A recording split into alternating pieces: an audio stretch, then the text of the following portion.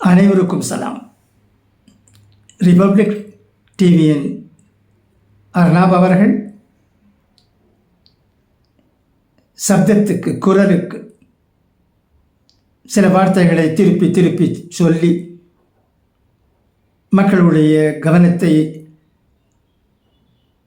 ஆகர்ஷிக்கக்கூடியவர். அவருடைய பேச்சில் ஒரு விதமான ஆகர்ஷணை இருக்கிறது என்பதை யாரும் மறுக்க முடியாது. என்றாலும் அண்ணாமலையோடு அவர் ஒரு இன்டர்வியூவில் பேசி வந்தது நம் போன்றவர்களுக்கு பல விஷயத்தை புரிய செய்திருக்கிறது. அண்ணாமலை அவர்கள் ஆம் பிஜேபி தலைவர் அண்ணாமலை அவர்கள்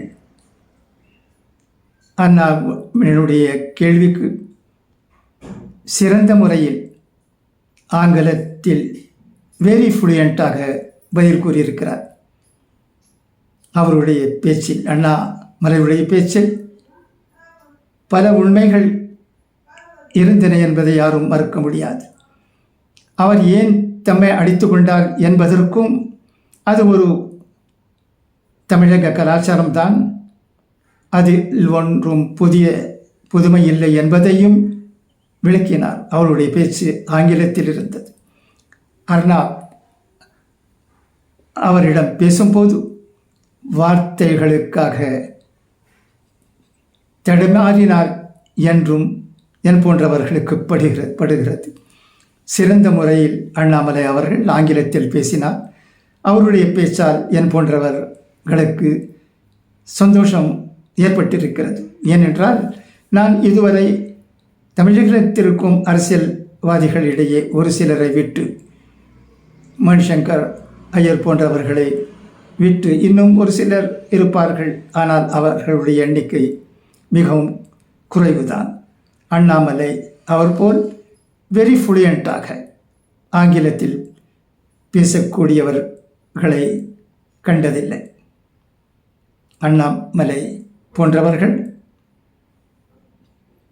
பார்லிமெண்ட்டில் இருக்க வேண்டும் என்பதுதான் என்னுடைய எண்ணம்.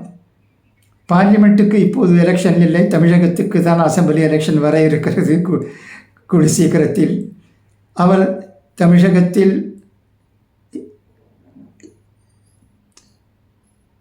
தேர்ந்தெடுக்கப்பட்டால் என்ன செய்யப் போகிறார் என்று எனக்கு தெரியவில்லை. எல்லாம் அரசியல்தான். ஆனால் அவர்கள், அண்ணாமலை அவர்கள் பார்லிமெண்ட்டில் இருக்க வேண்டும். இப்போது பார்லிமெண்ட் எலெக்ஷன் இல்லை. குறைந்தபட்சம் அவர் ராஜ்யசபாக்கு வாய்ப்பு இருந்தால் தேர்ந்தெடுக்கப்பட வேண்டும் என்பதுதான் என் போன்றவர்களுடைய எண்ணம். இந்த எண்ணத்தை நான் இதற்கு முன்பும் ஒரு வீடியோ மூலமாக சொல்லியிருக்கிறேன். நான் இந்த வீடியோவில் பேசுவதற்கு காரணமே அண்ணாமலை அவர்களை பாராட்ட வேண்டும் என்பதற்காகத்தான். தமிழகத்தை எடுத்துக்கொண்டால் தமிழக சட்டசபையிலும் அண்ணாமலையை போல் பேசக்கூடிய ஒருவர் ஆங்கிலத்தில் இருக்கிறார் என்றால் எனக்கு தெரிந்தவரை இல்லைதான். ஆங்கிலத்தில் பேசி விடுவதால் ஒரு நல்ல அரசியல்வாதி ஆகி விட முடியுமா என்றும் சிலர் கேள்வி கேட்பார்கள். ஆனால் அண்ணாமலை போன்றவர்கள் பார்லிமெண்ட்டில் இருந்தால் அங்கு பல மொழிகளை கொண்டவர்கள் இருக்கிறார்கள். அவர்களிடம் எல்லா மொழிகளிலும் பேச முடியாது. ஆகவே அண்ணாதுரை அவர்கள் ஆங்கிலத்தில் பேசினார். அது எல்லோருக்கும் ஓரளவாவது புரியும்தான். இதனால் நன்மை ஏற்படும். இதனால் அவருடைய பிஜேபி பார்ட்டியின் முக்கியத்துவம் மட்டுமல்ல, தமிழகத்தின் முக்கியத்துவம் தலை தூக்கி நிற்கும். இதில் சந்தேகம் இல்லை.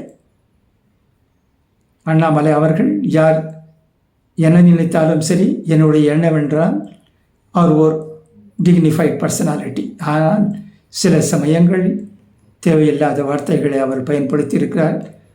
அதனால் என் போன்றவர்களுக்கு அவர் மேல் ஒரு விதத்தில் வருத்தம்தான். ஏனென்றால் ஊர் எப்படி இருந்தாலும் சரி, நல்லவர்கள் நல்லவர்களாகத்தான் இருக்க வேண்டும், எப்போதும் நல்லவர்களாகத்தான் இருக்க வேண்டும். அவர்களுடைய பேச்சுகள் டிக்னிஃபைடாக இருக்க வேண்டும். அப்படித்தான் அவர் பேசி வந்தார். நான் சில வீடியோகளில் பாராட்டியும் இருக்கிறேன், சொல்லியிருக்கிறேன். ஆனால் ஒரு சில சமயம் அவர் உபயோகப்படுத்திய வார்த்தைகள் நம் போன்றவர்களுக்கு கஷ்டமாக இருந்தது. இது கூடாது என்பதுதான் நம்முடைய அன்பான வேண்டுகோள். ஏனென்றால் நல்லவர்கள் எப்போதும் நல்ல விதத்தில் தான் பேச வேண்டும். அவர்கள் தம்முடைய போக்கை, பேச்சை மாற்றிக்கொள்ளக்கூடாது தவறான வழியில். I appreciate the views expressed by BJP President Mr. Annamalai. Most of the views expressed by him are appreciable. There is no